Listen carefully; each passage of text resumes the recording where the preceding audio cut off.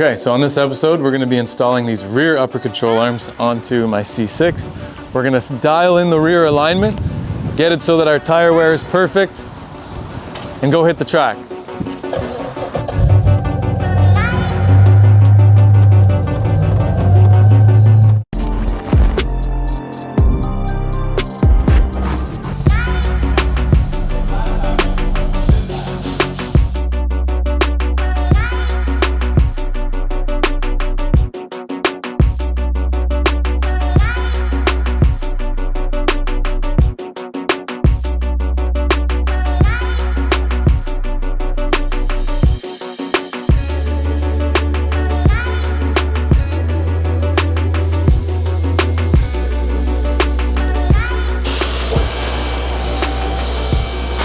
Big nittos.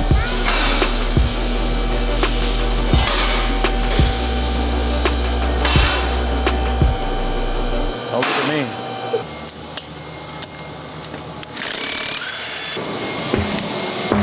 Silver's coilovers, that's what we're looking at. Oh, let's go. This upper.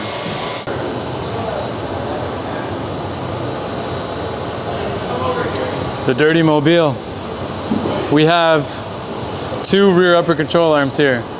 The lengths are the same, but the difference, the ball joint placement on the outside of the arm. So basically, if I overlaid these, put the heim joints roughly in the same spot, you're gonna see that the C5 lower, which is this one, relocates the knuckle ball joint about an inch further forward than the C6. So this is why we do this stuff. So initially the C5 upper, I threw it on the car, and then I realized that the adjustment needed to be much shorter on one end and longer on the other end to pivot it forward. And then in removing the upper off the C6, I had a 3D scan of the C5 upper already. And then I scanned the C6, we did an overlay, and sure enough, you have everything else is the same, other than the ball joint is moved forward, more forward on the C5. And then I looked up some forums and stuff, and the reasons are, because everything else is the same, like the subframe, the lowers, everything's the same. The subframe is actually an inch further back on the C5 than on the C6. So to compensate for that, they had the upper move it an inch forward. Anyways, that was a lot of jibber jabber. So this is the C6 upper. Looks the same, is gonna perform the same. So we're gonna put this on my car and show you guys how that goes and show you how easy they are to adjust, so on and so forth. And then when you buy these on our website, make sure you pick C5 or C6, because you could get away with a C5 on your C6. You'll just have like one longer than the other. We would prefer that you buy the C6 and they're evenly adjusted for the best performance. Okay, let's go.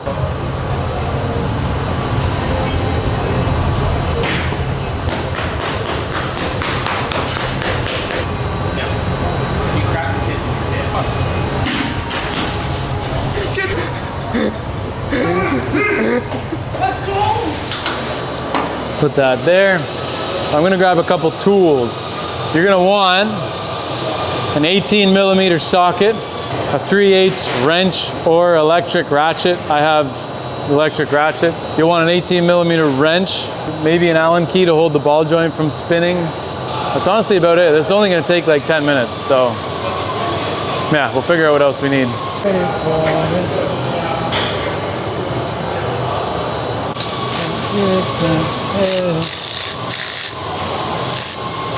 Removing the bolts.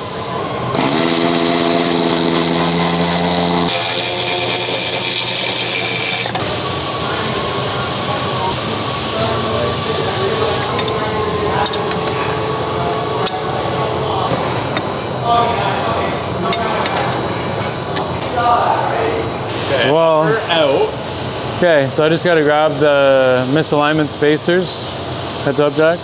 The misalignment spacers, so I can install them, but there you have it. So the goal here is to lengthen the rear uppers to add camber, so increase positive camber. That's a hard thing to describe because when you say add camber, most people are like, so you're going negative.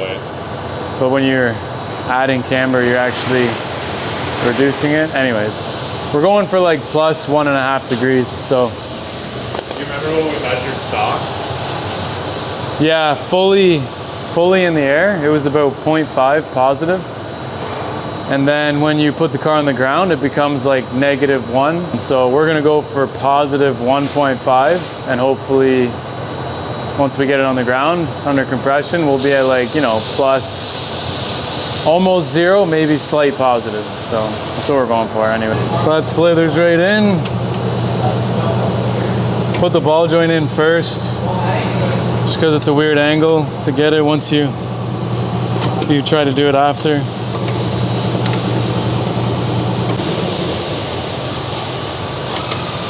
Jack, this one's gonna be tough, man.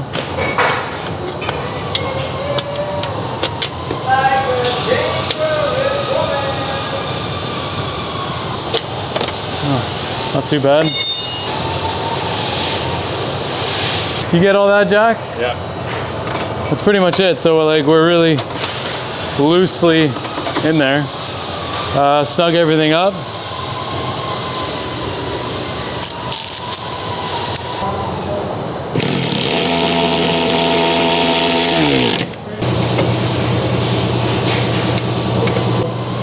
We are just going to now tighten up the ball joint and then make our initial measurements and adjustments, and I'll show you how easy it is to adjust.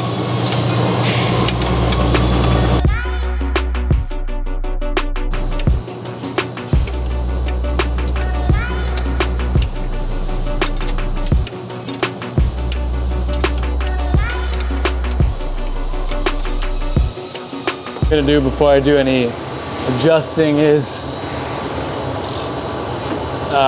bring the lower adjustment all the way in. Basically, I'm just maxing the lower in so that I don't need to push the track width out too wide. The reason for that is because these tires I'm running are super wide and they're already flush with the body. So if I left that where it was and pushed the upper out, then my tires would be outside of the body. So we want to keep it as inside the wheel well as possible.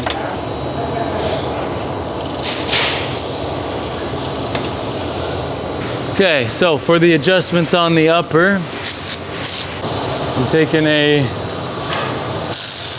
12mm socket and simply can extend it like that. See that?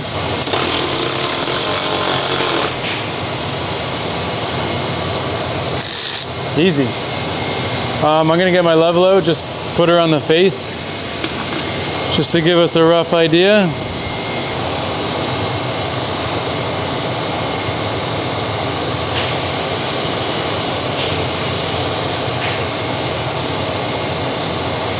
Thinking it's off calibration.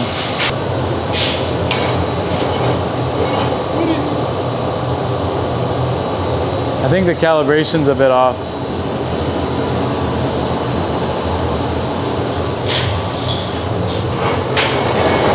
Let's just use that. Or maybe not. Okay, so we need to go in. 87.7, so let's go in another, I don't know, 0.5. See what that does for us. 88.2, so that's, yeah, 1.8. I said like 1.5, 1.6. 88.4. So we'll lock everything in there and then put her on the ground and see where we're at. Last thing to do, let's tighten up these locking bolts, and then we will tighten up the jam nuts using what's called a crow foot. Show you what that looks like in a second. Okay, so this is a crow foot. We're able to sneak it in and get on the jam nut like that. And then we can ratchet it around. You can go underneath. It's easier. It's just really hard to get like a wrench in there. So using something like this is a lot better. That concludes the install. Like I said, to do both sides, to install them will only take you like 20 minutes. To align it, shouldn't take you that long. On a rack and everything, it would be super fast. We're just gonna use our level because the wheel position hasn't changed at all. And then we're gonna set our toe, because this is gonna change our toe. It's gonna make the wheels toe out, because we pushed the center points outward and then the toe arm stayed the same, so it's gonna go like that. So we're gonna have to extend the toe arms a little bit, but we will determine how much when we get it on the ground. This is just to show you how easy these arms are to install, align, and all that jazz. So yeah, Black Friday's coming up. Make sure you guys buy them, because we're gonna make sure we got these in stock for you. That's it. All right, so on our next video, we're gonna be doing some front end adjustments.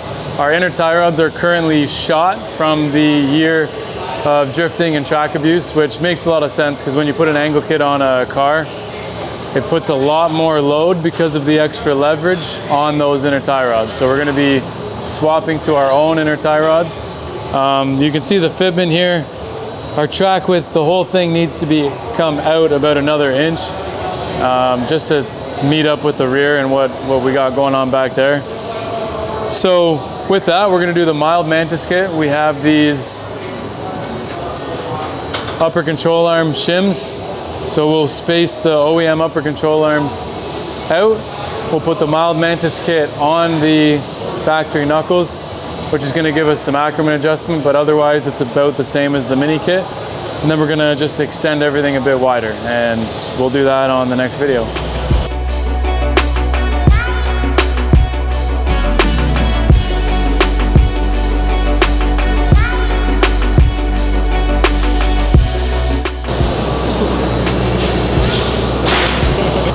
For sure.